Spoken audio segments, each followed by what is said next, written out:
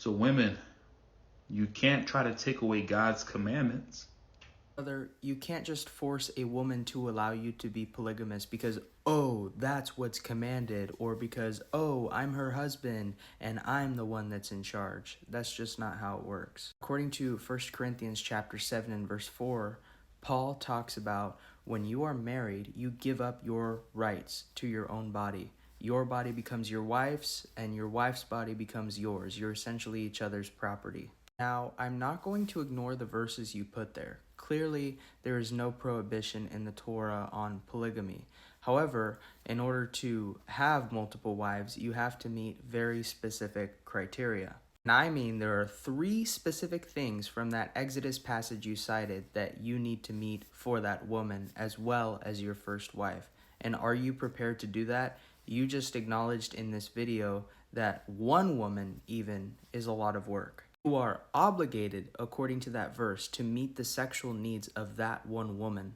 And if marrying another woman comes at the expense of that, you cannot do it. Secondly, one big thing that goes into marriages and that the Torah says you have to honor are contracts, ketubas. It's a prenuptial agreement, so to speak. And let's just say you and your wife agree that there will be no marriages outside of your marriage. Then you have to honor that. If your wife wanted, hey, you can't get other partners in the contract, you have to honor that. Yahweh tells us in Bemidbar, or Numbers chapter 30 and verse 2, that if a man makes an oath, both to the Lord, but also in general, then he is bound to his words.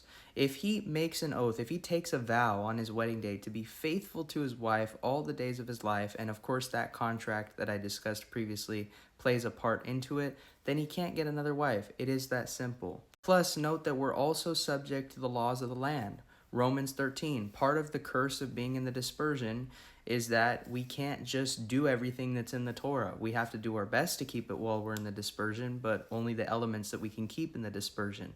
And clearly, you're not going to be polygamous if you're living in countries like the United States of America, which have prohibited it. Yahweh's heart in marriage is the exact same as it is with Israel.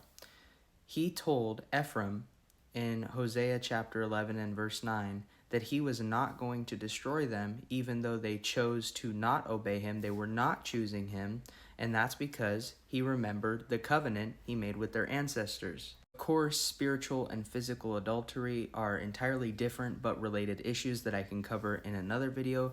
The point is, even if one of the spouses is not honoring the contractual agreement, you guys are both still bound by it, so the other one still should be doing everything they can to honor it. When a man and a woman make a vow and they sign a contract, that's a forever deal. And when they consummate it, especially, because consummation means full commitment. And according to Yahweh, his initial intention was for it to be one man and one woman. You read Genesis, you read Jesus's speech in Matthew chapter 19.